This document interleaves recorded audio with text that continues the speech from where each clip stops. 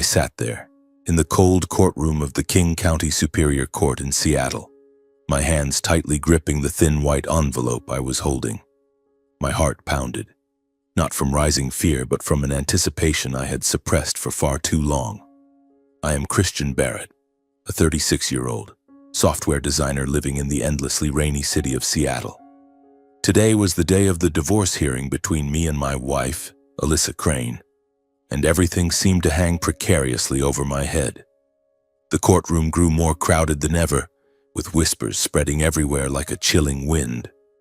I sat alone on one side of the aisle with no one beside me for support, no flashy lawyer and no family standing behind me. Just me and this envelope, which I had meticulously prepared during long sleepless nights. Across from me on the other side of the aisle was Alyssa.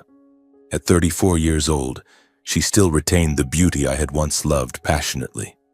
With long, glossy black hair, sharp green eyes, and a haughty smile that always made others feel small. As the chief financial officer of Crane Holdings Group, a massive real estate conglomerate built by her father, Alyssa looked like a queen seated on her throne. She sat straight-backed, wearing a form-fitting black dress, a sparkling diamond ring on her finger glinting under the lights, and her gaze swept over me as if looking at a pathetic failure. Beside Alyssa sat the entire Crane family, people I had tried to call family for 9 years but never truly felt warmth from. Edgar Crane, her father, 60 years old and chairman of the conglomerate, occupied the central seat like a true king. He was tall, with carefully groomed silver hair and narrowed eyes full of ambition and unhidden pride. He had always looked down on me from the very first day I stepped into their home.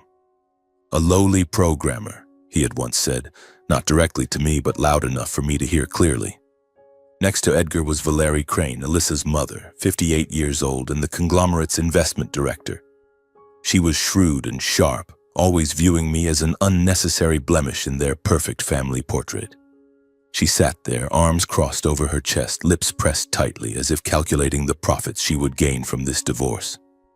And then there was Jamir Crane, Alyssa's 30-year-old brother and head of planning for the conglomerate. He was smug, a playboy, and constantly boasted about his luxurious trips or expensive cars. Jamir mocked me whenever we met, calling me poor brother-in-law or the lucky guy who married my sister. Today he sat right next to her, grinning widely and whispering something in Alyssa's ear that made her chuckle softly. There they sat, the entire Crane family with smug smiles clearly etched on their faces as if everything was already in the palm of their hands. Alyssa looked at me with contempt as if silently saying, "You've lost, Christian. You'll walk away with nothing exactly where you belong." I could feel the mockery permeating the air around me, making my blood boil. But I didn't respond. I didn't need to. I just sat quietly, hands clenched around the envelope, waiting for the moment everything would change. The judge struck the gavel and the hearing officially began. Alyssa's lawyer, a high-priced man in a glossy suit with a confident demeanor, stood up, presenting the prenuptial agreement I had signed 9 years earlier. "Mr. Barrett will receive no assets from Mrs. Crane," he declared in a firm, convincing tone. The Crane family nodded in agreement, their triumphant smiles growing even more pronounced. I looked at them, my heart beating faster than ever. This was it. I stood up, my legs slightly trembling but my voice maintaining the necessary calm. "Your Honor, I have a supplemental document I would like to submit." I stepped forward, handed the white envelope to the clerk's table, and returned to my seat. My expression remained composed, as if nothing had happened. But inside, a storm of emotions raged fiercely. Murmurs began spreading throughout the room. Several reporters in the back rows snapped photos continuously, their flashes popping like sudden lightning. I saw the smiles on the Crane family's faces slowly fade, replaced by growing unease. Alyssa frowned and turned to her parents. Edgar leaned forward slightly in his chair while Valerie whispered something to Jamir. The judge opened the envelope and scanned the pages inside. His eyes changed, from initial neutrality to surprise, then growing seriousness. Alyssa's parents looked momentarily flustered, exchanging glances before fixing their eyes on the judge. Edgar gripped the armrest tightly while Valerie bit her lower lip anxiously. The courtroom, already noisy, suddenly fell deathly silent, broken only by the rustling of paper as the judge turned the pages. I sat motionless in my seat, my hands clenched into fists beneath the table. My gaze drifted far away, out the window where Seattle's raindrops pattered endlessly. In my mind, the 9 years of endurance replayed vividly, like an old film, faded yet sharp enough to cause pain. 9 years ago, I was just a young freelance software designer living in a tiny rented apartment on the outskirts of Seattle. My life then was simple to the point of near monotony. Waking early, sitting at the computer writing code, then spending evenings reading or jogging along rain-soaked paths. I didn't have much money, no luxury car or expensive clothes, but I was content with what I had.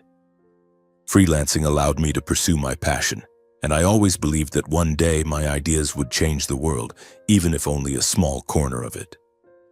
Seattle to me then was the ideal place, its relentless rain-like background music for the solitude of an ambitious young man. Then I met Alyssa Crane at a tech conference sponsored by her father's conglomerate. It was a major event with hundreds of attendees, from experts to wealthy entrepreneurs. I was there to present a small software project I was developing, and Alyssa sat in the front row standing out in the crowd. She wore a simple yet elegant dress, her hair cascading down, her green eyes sparkling with curiosity. As I spoke about my passion for technology, how code could solve real-world problems without needing money or power, she listened intently. After the conference, she approached me, smiling and saying, "You talk about your work like it's love. Not everyone can do that." I was instantly drawn, not to her beauty, but to the sincerity in her eyes. Alyssa said she was tired of her family's calculating business world and was captivated by my simplicity and focus. We talked for hours, forgetting the time, and from there our relationship began to blossom. Our first dates were wonderful. We strolled around Lake Washington, ate ice cream at small shops, and shared our dreams. Alyssa spoke of the pressure from her family, of having to live up to the expectations of a girl born into a real estate empire. I told her about my modest childhood in Tacoma, with parents who were ordinary workers teaching me the value of perseverance. Our relationship grew quickly, like a cool breeze in stifling summer heat. But when Alyssa decided to introduce me to her family, everything began to change. That was the moment I realized love isn't always enough to overcome social barriers. The Crane family mansion was in Bellevue, a place only the wealthy dared dream of. I entered with a bouquet in hand, trying to appear confident, but inside I was as nervous as a student taking an exam.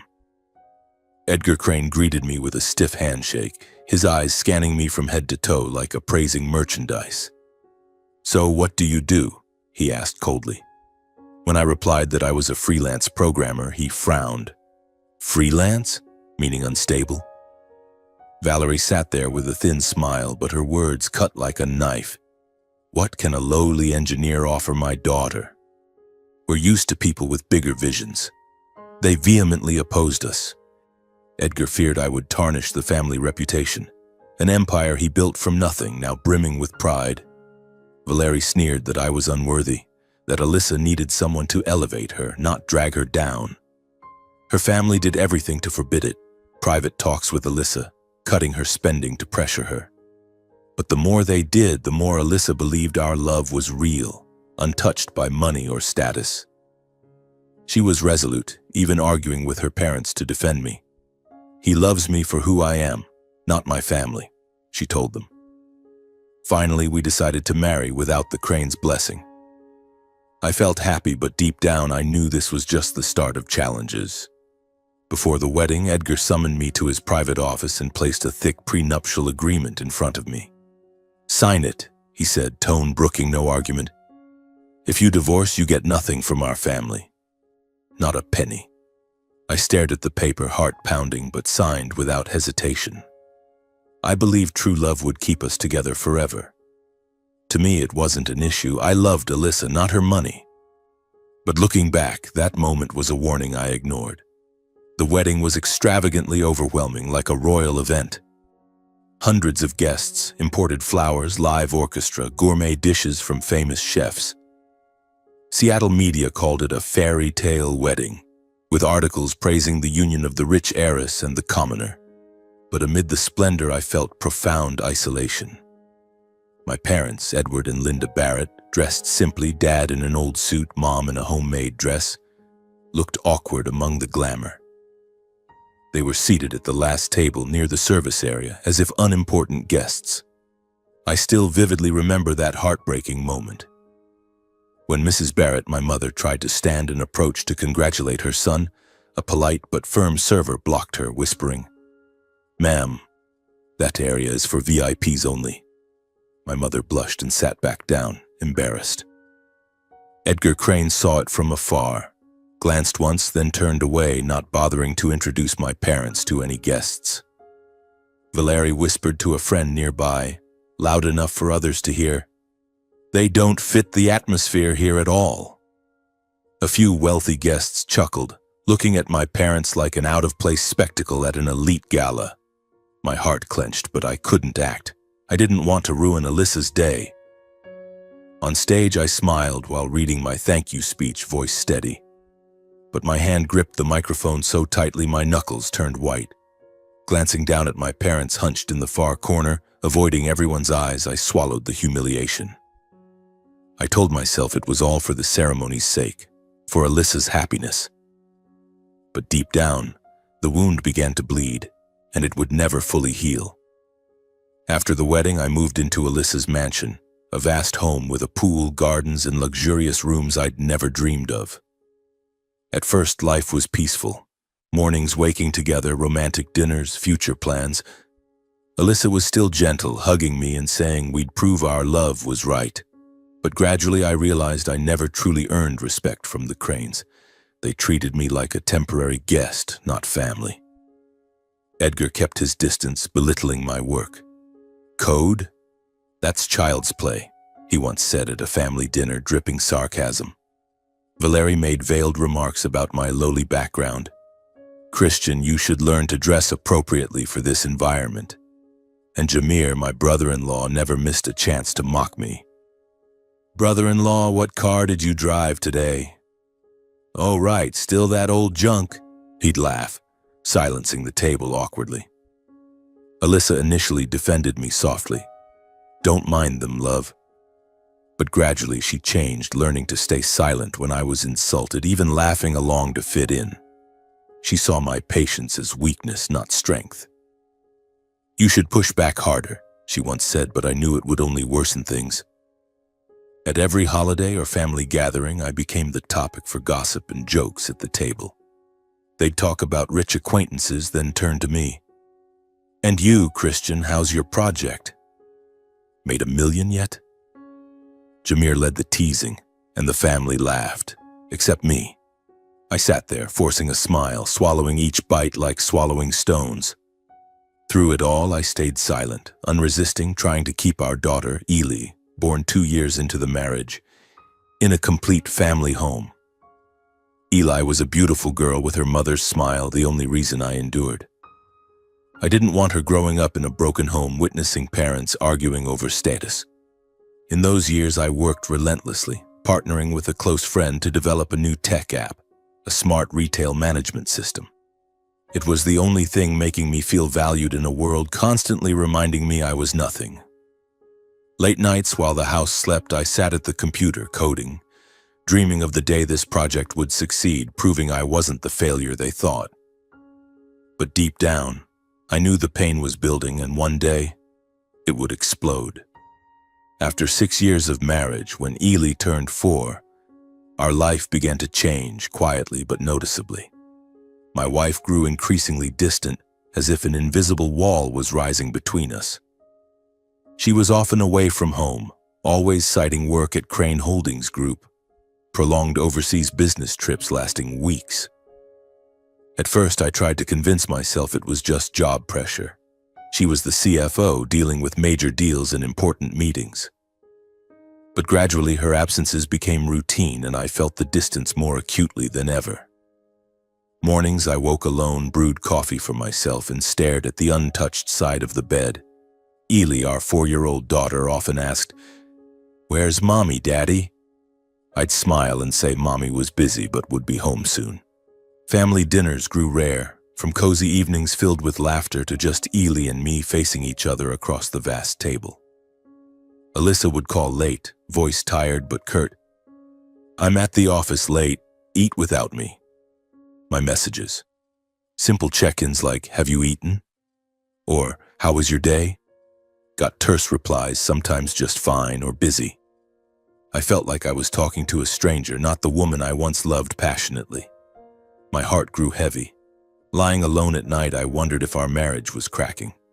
But I stayed calm, cared for Ely, took her to school and continued my work, hoping it was temporary. Then one evening, everything changed. I came home after a long day at the startup, tired but cooking dinner for Ely. She was playing with toys in the living room, giggling with her favorite doll. Alyssa had texted she was at a conference in Portland and would be late. I tidied her desk, a habit to help her relax, when I found a dinner receipt for two mixed in the papers.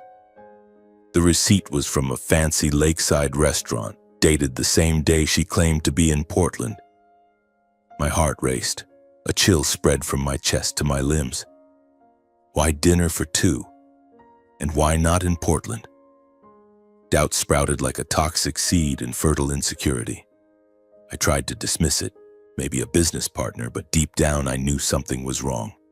From then on, I quietly monitored her. Not to play detective, but fear gnawed at me daily. I checked her schedule, tracked via the location-sharing app we'd installed for safety. And then, the painful truth. Alyssa was with a man named Ryan, the personal trainer she'd hired for gym sessions. They frequently entered and exited a lakeside hotel, holding hands, laughing intimately like a couple in love. The first time I witnessed it from afar through my car windshield, my heart shattered. Alyssa, the woman who vowed eternal love, was embracing another man under the hotel's neon glow. I sat there, gripping the steering wheel, tears rolling down unnoticed. Why? We had Ely, a home. How could she betray us? Doubt turned to real pain. Our marriage teetered on the edge. Instead of hiding, Alyssa grew brazen, as if she no longer cared to conceal it. Late nights increased. Sometimes she didn't come home, texting briefly, staying at a hotel near the office. I lay awake, listening to the clock tick, wondering where she was, what she was doing with Ryan. I stayed composed for Ely, but the pain eroded me daily. Life became an endless cycle. Work, childcare, maintaining a normal facade. One evening, with Ely asleep, I decided to confront her. I waited in the living room, heart pounding. The door opened. Alyssa entered, weary but defiant, as if anticipating this. She was still beautiful, messy hair, form-fitting dress, but the old gentleness was gone. I asked where she'd been, voice calm to avoid waking Ely. She tossed her bag on the sofa, removed her earrings slowly, and replied coldly, "Stop asking about things that don't concern you." It felt like a slap, but I explained I didn't want to doubt, just understand what was happening to our family. We had Ely. We were once happy. Why this? She turned, smiling contemptuously. "Know your place. Don't try to control me. You have no right." Her words struck like a direct hit, leaving me speechless. She leaned close, whispering mockingly, "You're just a shadow in my world. Time you got used to it." Her warm breath touched my ear, but her words were ice. I stood frozen, world collapsing. She grabbed her bag, walked out without goodbye, the door slamming, echoing in the dark house. I stood numb in the living room, hands shaking, tears falling. That was when I realized our love was dead. Only pain remained. From then, Alyssa cheated openly, no longer hiding. She appeared with Ryan at private parties, elite Seattle gatherings. Rumors spread, friends whispered, "Christian's wife has someone new." I heard it all but stayed silent, continuing my life. Ely innocently asked, "Why doesn't Mommy come home for dinner?" Alyssa brushed it off. "Mommy's busy," or left her with the nanny. Once, when Ely ran to hug her legs joyfully, Alyssa snapped, "Stop it, you're wrinkling my dress," and coldly pried her off.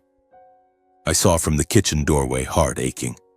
I rushed over, scooped Ely up, held her close, shielding her from her mother's cold gaze. "Daddy's here," I whispered, stroking her hair, eyes filled with unspoken sorrow. Ely cried. I comforted her all night, wondering why Alyssa had changed so much. I began crumbling silently. Once resilient, I was breaking piece by piece. Days, working relentlessly to keep the startup afloat. Nights, devoted father giving Ely all my love, but outside rumors persisted. His wife has another man. I heard, said nothing. Each day was a repeating nightmare. When Ely slept, I sat on the balcony watching Seattle's silent rain, wondering how much longer I could endure. The simmering pain built. I knew it would explode sooner or later. After many such sleepless nights, I decided I had to act. I couldn't just sit there, letting doubt and pain gnaw at me any longer. I needed an explanation to understand why my wife, the woman who once meant everything to me, had changed beyond recognition. And if not from her, then perhaps from her parents, who had witnessed it all from the start. They were family. They had to know something. Or at least, after 9 years of enduring their contempt, they might offer a shred of sympathy, some advice to save this marriage. I drove to the Crane mansion on a rainy afternoon, hands gripping the steering wheel, heart pounding as if about to burst. The familiar road to Bellevue now felt heavy, each turn a reminder of times I'd come here hoping for acceptance. Rain pattered on the windshield, blurring like the confusion in my mind. I told myself, just talk, Christian. They'll understand. Stepping into the vast mansion, a chill enveloped me. Edgar sat in the living room on a luxurious leather chair, eyes cold as ice. He didn't stand to greet me, just glanced once and looked away as if I were an uninvited guest. Valerie sat beside him, arms crossed, leaning back with a contemptuous smile clearly etched on her face. She wore a silk robe, still sharp and powerful as ever, but her eyes dripped with mockery. Jameer wasn't there, fortunately, but his absence didn't ease the atmosphere. I stood, hands slightly trembling, trying to keep my voice steady as I greeted them. "Hello, Mom and Dad," I said softly. They didn't reply, just nodded curtly. My heart sank, but I stepped in, sat opposite them, and poured it all out. I told them everything, from Alyssa's frequent absences, the strange receipts, to seeing her with Ryan firsthand. I didn't accuse or lash out. I just said I wanted to understand why their daughter had changed so much. "I love Alyssa," I said, voice trembling. "I've done everything to keep this family together. But now, I don't know what to do. Can you help me? Just some advice." I looked at them, hoping for a flicker of empathy, a sympathetic glance for granddaughter Ely suffering her mother's coldness. But they exchanged looks, then smirked, a smile that froze my blood. Not joyful, but scornful, as if my story was a trivial joke. Edgar spoke first in a calm tone, like discussing a business deal rather than his daughter's life. "Alyssa's grown up," he said evenly, without emotion. "She has the right to live as she wants. A real man doesn't question where a woman goes. Learn to accept it." His words stabbed my chest. Grown up? Her right? Was he justifying his daughter's betrayal? I sat, mouth dry, searching for a reply, but Valerie cut in, voice commanding, sharp as a blade. "Know your place, Christian. Our family doesn't need a troublemaker like you.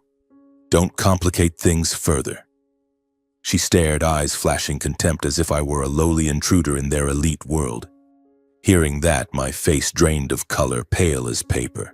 My heart ached. Disappointment surged, nearly bringing tears. Empathy? Explanation? They not only refused to help, but kicked me while down. But I stayed silent, no retort, no argument. I bowed politely and turned to leave the mansion. Outside, rain still fell, soaking me, but I felt no cold. The inner pain was far colder. Driving home, I wondered, how wrong was I to hope from them? That was when I realized this marriage was beyond saving. No way back. Back home, the now empty mansion, I found Alyssa at her vanity, likely preparing for a party with Ryan or some event. She wore a striking red dress, hair loose, still beautiful and proud. I stood at the door, watching her through the mirror, heart heavy. She glanced at me but said nothing, continuing her eyeliner. I took a deep breath, stepped in, and calmly placed the divorce papers on the vanity. The thin white sheet held all my years of suffering. "Alyssa," I said softly, "we need to talk." The moment she saw the papers, the room exploded like a bomb. She sprang up, hurling her jewelry box to the floor with a crashing echo, eyes blazing with fury. Her face twisted in anger, green eyes now hostile. "What is this?" she snarled, pointing at the document. I stood still, trying to stay calm, but my heart raced wildly. She stepped close, so near I smelled her familiar perfume, voice shaking with rage. "You think you can just walk away? Who do you think you are to do this?" Her words pricked like needles, but I didn't respond, just gazed at her long, searching for traces of the woman I once loved. She laughed, a defiant, echoing cackle like a demon's. Not joyful, but mocking, as if I were a joke to her. "Go ahead if you're so great," she said, voice rising with sarcasm. "But remember, when you leave, you'll have nothing. No money, no status, no home, no child. You'll go back where you belong, a poor, useless nobody." Her words were the final blow, shattering what remained in my heart. Nothing? No child? She was threatening to take Ely, strip everything I'd built just to prove I was nothing. I stood speechless as she turned and stormed out, high heels pounding the wooden floor. The door slammed, leaving me alone in the dark room, feeling my life collapse in that instant. I slumped into a chair, hands shaking as I held the divorce papers, tears falling uncontrollably. 9 years of endurance, love, sacrifice ended in those cruel words. I thought of Ely sleeping in the next room and wondered if I'd really lose her. Fear surged like an approaching storm. But deep down, part of me grew clearer. I couldn't let them take everything. I had to fight, not with words, but actions. That was the night I decided they wouldn't win anymore. After that tense evening, I couldn't stay in the mansion another second. What was once a home had become a prison filled with painful memories. I packed in the dark, taking only a few old clothes, my laptop containing all my work and some of Ely's favorite toys. Ely was sleeping soundly, cheeks rosy, smiling in her childish dreams. I kissed her forehead lightly and whispered, "Daddy will protect you," then quietly left. I drove aimlessly through Seattle's rain, heart heavy, unsure where to go. Eventually, I rented a small apartment on the outskirts, much like my old single days. Cramped, simple, with a musty smell and rain pattering on the tin roof. It wasn't a home, just temporary shelter, but at least here I could breathe without the crane's contempt suffocating me. The next morning, I officially filed for divorce at King County Court, citing irreconcilable differences. I awaited the hearing, anxious yet faintly hopeful justice might favor me. While waiting, my life became a string of lonely days. By day, I went to the startup office, working alongside my best friend, Mike, who had been with me from the start. We had poured everything into this project, a smart retail management software using AI to optimize inventory and predict customer demand for small stores. It was my idea from early marriage, coding in the mansion's garage to prove my worth amid the crane's disdain. Mike always encouraged, "You're talented, Chris. Don't let them discourage you." Now, with the marriage crumbling, the project was my only anchor. I threw myself into work, forgetting meals and sleep, coding as if to purge the pain. Ely stayed with me on weekends per temporary agreement. She was the faint light in my darkness. We played in the small apartment, ate takeout pizza, and I told her fairy tales, stories of a boy. Then suddenly everything changed. Our years-long startup project received a buyout offer from a major tech conglomerate. They valued the company at $60 million, a figure beyond my wildest dreams. My heart raced when Mike called, "Chris, we did it. They want to buy and the price is higher than expected." We met the team, discussed all night. Finally, we agreed to sell, This was a life-changing opportunity.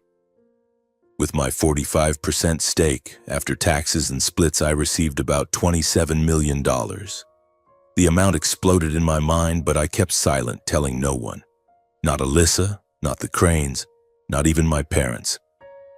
I moved the money to a separate account, invested part in safe funds, and kept it secret like a trump card. They thought I'd leave penniless? They'd soon learn their mistake. Excitement surged.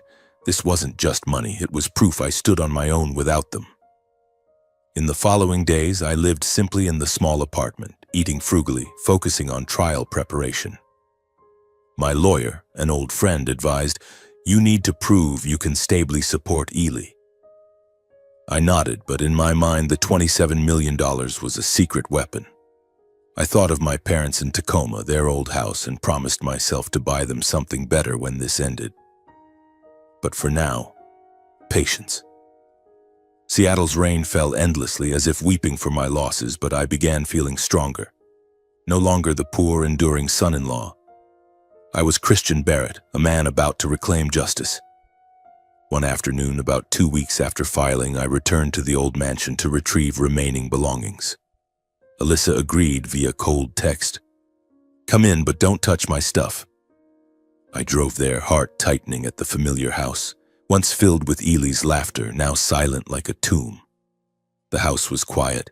Alyssa wasn't home, likely with Ryan somewhere. I entered. Her perfume lingered, stirring memories. I packed quickly. A few technical books, winter clothes, and a family photo from Ely's baby days.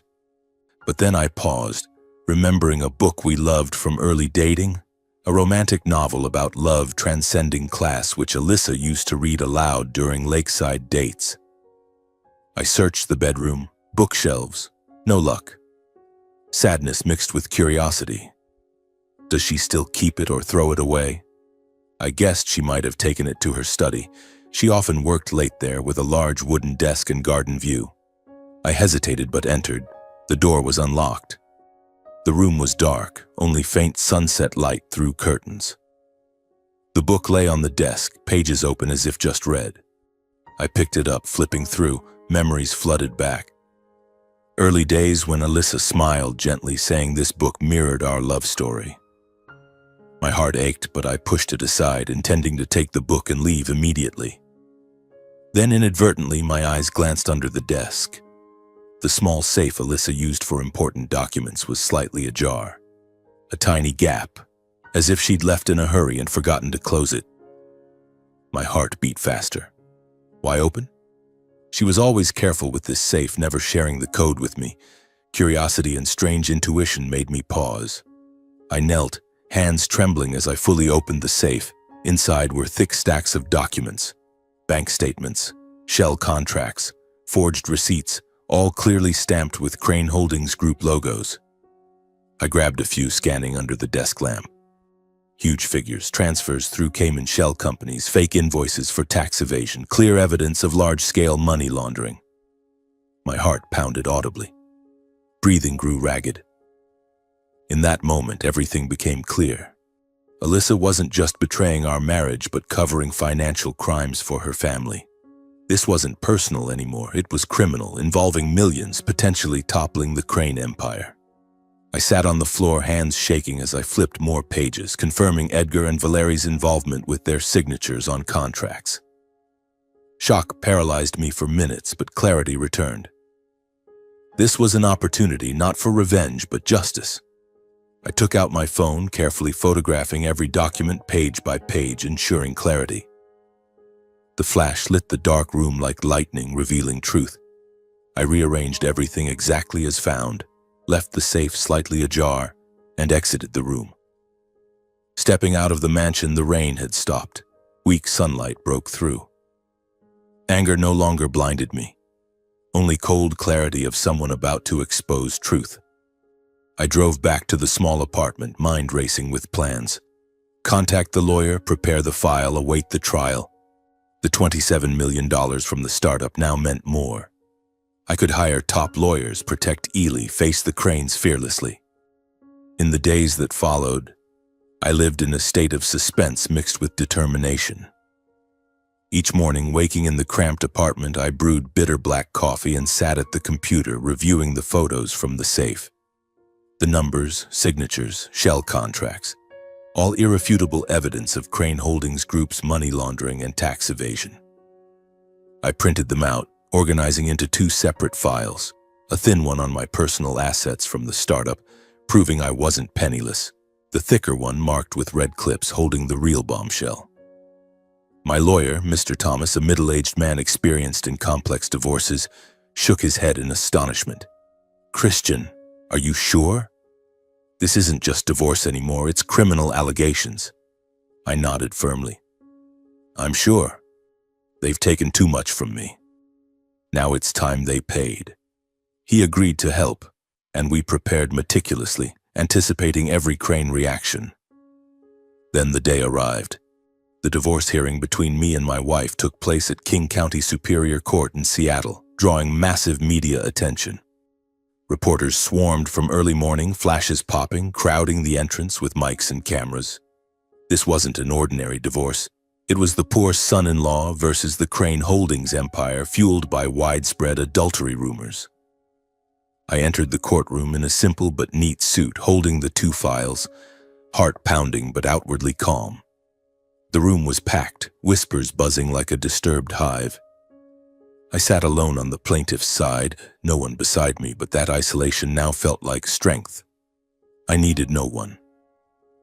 The Crane family sat in the front row, a solid block of arrogance. Edgar in the center, expensive suit, smug smile clear as he looked at me. Valerie beside him, lips pursed in a thin smile, eyes flicking toward the reporters as if awaiting cameras to capture the loser's defeat. Me. Alyssa next to her mother, beautiful but cold, eyes avoiding mine. Jamir beside her, grinning widely, whispering something that made her nod slightly. Their lawyer, a tall man with a booming voice, stood and presented. He read aloud the prenup I signed 9 years ago, emphasizing each clause. Mr. Barrett receives no assets from Mrs. Crane. The mansion, cars, accounts, all belong to my client. Financial evidence showed everything in Alyssa's or the family company's name. As the final clause was read, Edgar nodded slightly, triumphant smile, convinced it was over. Valerie squeezed his hand, eyes gleaming with satisfaction. They thought I'd lost, penniless, childless, back to square one. Murmurs spread among reporters. I sat still, fists clenched under the table, memories flashing. The wedding where my parents were sidelined, family dinners with Jamir's poor brother-in-law jabs, Alyssa whispering, "You're just a shadow." That pain now fueled cold strength. The judge, an older man with glasses, gavelled, "Now Mr. Barrett's turn." I stood, legs steady, and submitted the thin file to the bench, voice calm, unshaking. "Your Honor, I request review of supplemental financial information. This proves my stable finances." The room fell silent, all eyes on me. Alyssa frowned. Edgar whispered to his lawyer. The judge took the file, scanning under the light. The noisy room, rustling papers, whispers suddenly hushed. His eyes skimmed the first pages, startup sale report, $27 million transfer receipt, then lingered on the details of shares and valuation. A soft chuckle escaped him, breaking the solemnity. Not mocking, but surprised amusement. He looked up, voice echoing, "It seems Mr. Barrett is not only not penniless, he may be wealthier than the Cranes." His words exploded like a bomb. The room erupted in murmurs. Reporters scribbled furiously, flashes non-stop. The Crane bench shifted as if slapped. Edgar half rose, brow deeply furrowed, face flushed with anger and shock. Valerie whipped toward the lawyer, eyes flashing panic, lips white. Alyssa froze, hand gripping her bag strap until knuckles bulged. Jamir's mouth hung open, grin gone, replaced by bewilderment. Whispers rippled like waves. Alyssa turned to her parents, face rigid, eyes wide in shock. Press noted frantically, lenses swinging to me, flashes blinding. I stood composed, bowing slightly, voice steady. "Your Honor, I seek no Crane assets. I only request confirmation of divorce and custody of my daughter, Eli." His words amplified the chaos. "They thought I'd beg? No, I was rejecting them, their empire once used to crush me. But that was just the start. I inhaled deeply and submitted the second, thicker file, red-clipped prominently. "And Your Honor," I said evenly, "I have further information on the defendant's finances that may impact the case." The judge took it, flipping the first pages. Safe photos, laundering statements, shell contracts. His face immediately serious, surprise turning grave. He skimmed lines, eyes narrowing, then declared firmly, "Based on this, the court suspends civil proceedings immediately. The entire file will be forwarded to the U.S. Attorney's Office for investigation into fraud and money laundering by Crane Holdings Group." His announcement struck like thunder. The room descended into chaos, shouts, chairs scraping, reporters surging. Edgar paled, leaping up in protest, voice shaking. "This is forged. Slander. We'll countersue." But court staff rushed over, urging him down, hand on his shoulder for calm. Valerie trembled uncontrollably, hand over mouth, eyes wide in panic. Alyssa bowed her head, hair hiding her face, shoulders shaking as if crying. Jameer sat frozen, face ashen. I stood motionless, eyes not hateful, just coldly composed, heart pounding but not from fear, relief. As the clerk read the final decision, divorce temporarily granted, criminal probe launched, the press exploded. Reporters bolted out, hot news. Crane divorce turns criminal. Crane Holdings CEO under financial probe. Headlines spread instantly online, phones buzzing nonstop. I stood watching the Cranes leave in disarray, Edgar supported by his lawyer, Valerie weeping silently, Alyssa avoiding my gaze. Leaving court, I walked slowly through the throng of reporters, flashes popping, questions barrage. "Mr. Barrett, how do you feel?" "Is this revenge?" I said nothing, just smiled faintly, feeling for the first time in years. Justice on my side, no further words needed. Just one day after that divorce hearing, everything exploded like a time bomb I had set. Early morning, while warming milk for Ely in the small apartment, my phone buzzed nonstop with messages from friends and the press. The FBI and IRS simultaneously executed search warrants at Crane Holdings Group's headquarters in downtown Seattle. I turned on the TV. Dozens of agents in black jackets with badges stormed the gleaming glass high-rise under morning sun. Employees panicked, papers flying, computers sealed. Edgar Crane, Alyssa's father, was led from his private office, hands cuffed behind his back, yet trying to maintain his chairman's posture, shoulders straight, head high, though his face was paper white. His eyes still forced pride, glancing defiantly at cameras, as if this were a minor misunderstanding. But I knew it was the end. Reporters crowded the gate, shouting, "Mr. Crane, any comment on the money laundering allegations?" He said nothing, stepping into the agent's car, door slamming shut. News erupted across every channel, a flood sweeping Seattle. Headlines screamed, "Crane Empire faces massive money laundering and tax evasion probe" on the Seattle Times front page. From pinnacle to abyss, Crane Holdings raided by FBI after shocking divorce on CNN.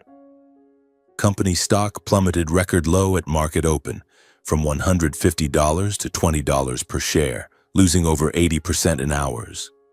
Partners withdrew funds en masse, canceling contracts. Major California builders sent termination letters. Banks refused further loans. I watched, gripping my coffee mug, heart pounding with suspense and satisfaction. This wasn't revenge, it was justice. I recalled Alyssa's late nights with tense looks, secretive calls she hid. Now clear. She wasn't just cheating, but part of that criminal network. Ely sat nearby, innocently asking, "Daddy, why are people talking about Grandma and Grandpa?" I hugged her, whispering, "Just grown-up stuff, sweetheart. Daddy will explain later." Valerie Crane, Alyssa's mother, was arrested soon after at her Bellevue mansion, the vast home I once visited with futile hopes. TV captured her exiting, hands trembling on her bag, forcing a smile before the throng of reporters. The smile was fragile, masking inner panic, eyes darting, shoulders slightly shaking, clinging to her usual sharpness. "Mrs. Crane, are the tax evasion charges true?" a reporter yelled. She said nothing, entering the police car, dark windows hiding her face. Watching on TV, emotions mixed. She once mocked me as superfluous, whispered about my poor background. Now this shrewd, powerful woman faced prison. Meanwhile, Alyssa was summoned to the FBI office. I didn't witness it, but press detailed. She arrived alone, black coat, face hidden by sunglasses. She sat at the interrogation table for hours, weary, eyes sunken from sleepless nights. Shown the documents, my safe photos with her signatures on shell contracts. She stayed silent long, hands gripping the table edge. Then, voice trembling, she offered full cooperation for leniency. I imagined the scene, heart twinging. Alyssa was once my love, Ely's mother, but now part of this collapse. No glee, just sorrow. Ely asked about Mommy. I explained simply, Mommy's handling things, but she loves you. The child nodded, but sad eyes broke my heart. Anticipation grew for the future. Would Alyssa go to prison? Would Ely lose her mother? The investigation lasted 3 months, links unraveling like falling dominoes. FBI dug into Crane Holdings' finances. Cayman shell companies transferring millions to evade taxes. Ghost investment funds in Luxembourg existing only on paper. Money chains through 4 countries, from US to Switzerland, Cayman back via fake contracts. All bore Edgar and Valerie Crane's signatures or orders. He directed, she legalized flows through sham investments. Daily headlines: FBI uncovers another $50 million laundered through Crane Holdings. Stock kept crashing, employees quit en masse, offices emptied. I followed remotely via news and lawyer calls. Those 3 months were tense waiting for me. I moved Ely in full time, took her to school, cooked, told stories, building normalcy. My parents visited from Tacoma. Mom hugged me crying. Son, you've suffered so much. I told everything except the money. $27 million still secret. I used part to buy a small lakeside house for our future. Ely laughed more, played with me, but sometimes asked, Will Mommy come back, Daddy? I hugged her. Mommy will be okay, but now it's you and me. Excitement built as the criminal trial neared. Press hunted me. I declined interviews. I just want peace for my daughter. The criminal trial unfolded at Seattle Federal Court, drawing international media. The room overflowed with cameras. Edgar sat in the defendant's chair, gray prison suit replacing expensive ones, face gaunt but clinging to pride. Valerie beside him, hair grayer, eyes red. Alyssa sat apart, thinner, avoiding my gaze, though I was in the witness row. The prosecutor presented evidence. Safe documents, Alyssa's testimony, bank witnesses.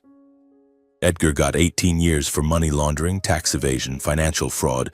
He bowed his head at sentencing, pride shattered. Valerie received 8 years for aiding and legalizing flows. She sobbed, hand covering her face. Alyssa Crane was sentenced to 2.5 years for storing records, concealing evidence, abetting family financial fraud. At sentencing, she bowed her head, never looking at me, shoulders trembling. I sat still, heart heavy, no triumph, just closure. Soon after, Crane Holdings Group officially declared bankruptcy. All assets, mansion, cars, accounts, frozen and auctioned for restitution. The once proud Seattle brand collapsed quietly, just brief headlines. End of an empire. Jameer, Alyssa's brother, vanished from the city. Rumors said he fled to Europe with remaining funds. I watched from afar, emotions mixed. They tormented me, but now lost everything. Wedding memories flashed. Edgar turning from my parents, Valerie sneering, Alyssa's faint smile. Now they sat in prison, I was free.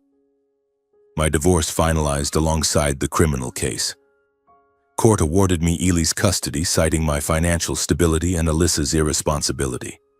I rejected any Crane financial claims, not a penny. Receiving the final decree, I stood in the court office, staring at the red-stamped white paper, knowing my life had emerged from the Crane shadow. Tears fell, but of relief. I hugged Ely in the hallway. She smiled. Daddy, ice cream? I nodded, stepping into sunlight, feeling true freedom. A year after that trial, I began rebuilding my life from scratch, or at least from the fragments left after the storm. With the capital from the startup sale, $27 million I had kept secret for so long, I founded Barrett Technologies, a small software company specializing in intelligent data management applications for small and medium-sized businesses. Thanks to my practical vision and clean reputation, a man who overcame a major scandal without criminal ties, the company doubled its initial value in the first year. We secured contracts with local retail chains, then expanded statewide in Washington. Revenue soared from hundreds of thousands to millions as our app helped clients cut costs and optimize data. Ely and I lived in a wooden lakeside house north of Seattle, a peaceful place I bought with part of the startup money. Not lavish like the old mansion, just rustic wood, a sloped roof, small garden, and a view of the shimmering lake. Every morning, father and daughter had breakfast in the cozy kitchen. I poured cereal with milk. Ely sat in her high chair, giggling about school. "Daddy, today I drew a lake picture," she'd say excitedly. I'd smile, stroke her hair, then see her off biking to school, the little path by the lake, breeze carrying pine scent. With earnings from Barrett Technologies and remaining startup funds, I bought my parents, Edward and Linda, a comfortable home in Tacoma suburbs. Not large, but cozy, with a small vegetable garden, spacious living room, and modern kitchen. Things they never had in their hard-working lives. I remember the day I showed them. Mom cried, hugging me tight. "Son, how did you do this?" Dad, the quiet man, just patted my shoulder, eyes red. "You've grown up." Every weekend, Ely and I drove to visit. The familiar road through lush forests. We'd dine around the wooden table. Mom's simple roast, Dad's old stories of my Tacoma childhood. River fishing, perseverance lessons. Ely listened raptly, laughing at Grandpa's jokes. I sat there, feeling simple happiness money can't buy. Family laughter, home-cooked smells, proud parental eyes. This new life flowed peacefully, but one autumn afternoon, with golden leaves drifting outside, everything stirred gently. I was in my small office reviewing Barrett Technologies' new projects, an AI retail trend predictor, when the doorbell rang. A white envelope arrived by mail, no stamp, just handwritten outside. From Alyssa. My heart raced. A strange excitement surged. Alyssa, my ex-wife, now serving 2.5 years in federal prison. I hadn't contacted her since the trial, only hearing through news she was reforming well. The envelope sat on the desk. Her familiar shaky handwriting stirred memories. Early love letters, dreaming of forever. I hesitated long before opening, hands trembling slightly, wondering, what did she want? Forgiveness? Another threat? Inside was a short letter on thin white paper, handwriting shaky as if tear-stained. She wrote of prison months facing herself, sleepless nights reflecting on mistakes, betraying me and Ely, late regret after losing everything. "Christian, I was wrong," she wrote. "I hope you let me see Ely once just to apologize." Her words stung, not anger but sorrow for someone once loved. The next morning, I decided to visit the federal prison, 2 hours' drive from Seattle. The long road through golden autumn forests, cool wind heightening my nerves. Would seeing her reopen wounds affect Ely? But I knew I had to face it, not for her, but to close the past. Alyssa entered the visiting room, much thinner than imagined, short hair, gray prison uniform. Her eyes were quiet, no longer the proud woman of old, just someone who knew she'd lost everything. Family, freedom, empire. She sat across the glass, hands clenched, voice trembling. "Christian, thank you for coming." The conversation was quiet, no loud arguments. I said little, just nodded at her apology, voice soft. I was wrong. Pride blinded me to everything. I gently placed a recent photo of Ely beaming by the lake on the table. Alyssa looked, tears rolling, hand trembling as if to hug through glass. "She's grown," she whispered, voice choked. I stood, conveying with my eyes the past was closed, no promise of future meetings, just silent forgiveness. Leaving the prison, I drove home under a clear autumn sky, heart strangely light. Forgiveness wasn't because she deserved it, she caused too much pain, but because Ely and I deserved peace. Holding grudges would trap me in that darkness forever. That afternoon, I picked Ely up from school. She ran into my arms with her little backpack. We stopped by the lake near home, water reflecting the fiery sunset. Ely skipped stones, laughing. "Daddy, look how far the ripples go." I sat beside her, smiling, knowing new life truly began here. No hatred, just freedom and peace. The sun set slowly, lake sparkling, and I whispered to myself, I did it.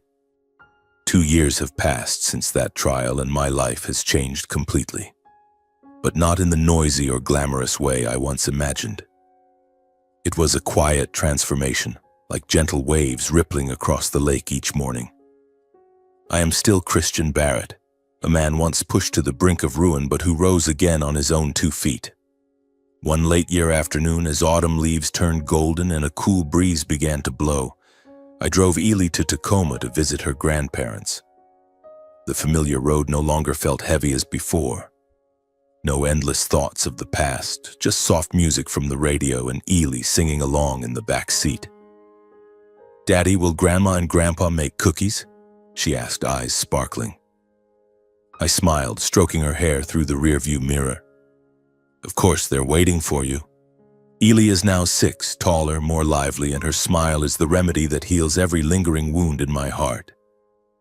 We drove through autumn forests, leaves falling like golden rain, and I felt true peace. No more anxious waits for trials, no worries about the future. This was the life I fought for. I realized true victory isn't in defeating someone, no matter how deeply they hurt you. During 9 years with the Cranes, I witnessed the power of wealth and influence, how it crushes others, how Edgar used it to scorn my background, how Valeri wielded sharp words to marginalize me. And when everything collapsed, when the Crane Empire crumbled under the weight of their hidden crimes, I felt no glee. Instead, I understood that real victory is retaining your own kindness when betrayed. I once lost everything, or thought I did. Dignity when treated as superfluous, marriage when Alyssa cheated openly, trust when her parents defended her without a word of empathy. Those collapsing nights in the small rented apartment, secretly tracking Alyssa with Ryan, filing for divorce while threatened with losing my child, all like knife cuts to the heart. But standing alone with only work and Ely beside me, I truly grasped the value of perseverance and character. Perseverance was continuing to code for the startup despite scorn leading to the $27 million deal they never knew. Character was choosing silence amid mockery, not retaliating with violence or schemes, but with truth. Submitting the files in court, collapsing the Crane Empire from within. I no longer resent Alyssa. Instead, I feel deep compassion. She was once my love, the beautiful, proud woman I met at the tech conference who insisted on marriage despite family opposition. But she changed, swept into the vortex of money and power, cheating with Ryan, cold to Ely, concealing crimes for her parents. She paid dearly. 2.5 years in prison, losing the empire, losing her daughter. When I visited her in prison, seeing her gaunt face and tears over Ely's photo, I felt no joy, only sorrow for someone who had everything but lost it to pride. I chose forgiveness, not because she deserved it, but for my daughter's peace and my own. Holding grudges would make Ely grow up in darkness, binding me forever to the past. I want to teach Ely something vital, a lesson from those painful years. No one defines you by wealth or lineage. The only thing that makes a person's worth is how they face adversity. I tell her on evenings by the fireplace, Ely on my lap, listening intently. "Sweetie, Daddy was once looked down on for not being rich, but I didn't give up. You too. Whatever life brings, hold on to kindness and perseverance." Ely nods, eyes bright. "I'll be like you, Daddy." I hug her tight, knowing this lesson will stay with her forever, not from books, but from our father-daughter story. Seattle once meant pressure to me, where the Cranes dominated with their real estate empire, where I felt small. Now it's just the start of a new journey. Barrett Technologies growing, Ely maturing, and me free to pursue passion. In my heart, old wounds have receded like clouds dissolving after rain. I understand that in the end, what remains isn't money or power, things the cranes chased until self-destruction, but dignity and humanity. Dignity was signing the prenup without hesitation, believing in love, enduring humiliation silently to keep a home for Ely, submitting files in court without hatred. Humanity was forgiving Alyssa, empathizing with her weakness and teaching Ely kindness amid hardship. And that's my life's greatest lesson. When you hold to what's right in the storm, even losing everything, you still have yourself. That storm, from meeting Alyssa to the historic trial, swept away all falsehoods, leaving my dignity intact. I look at the highway back to Seattle, Ely sleeping peacefully on my shoulder, and smile. Life goes on, but now I know how to face it, with perseverance, kindness, and character. That's the legacy I leave for Ely, for Barrett Technologies, and for myself,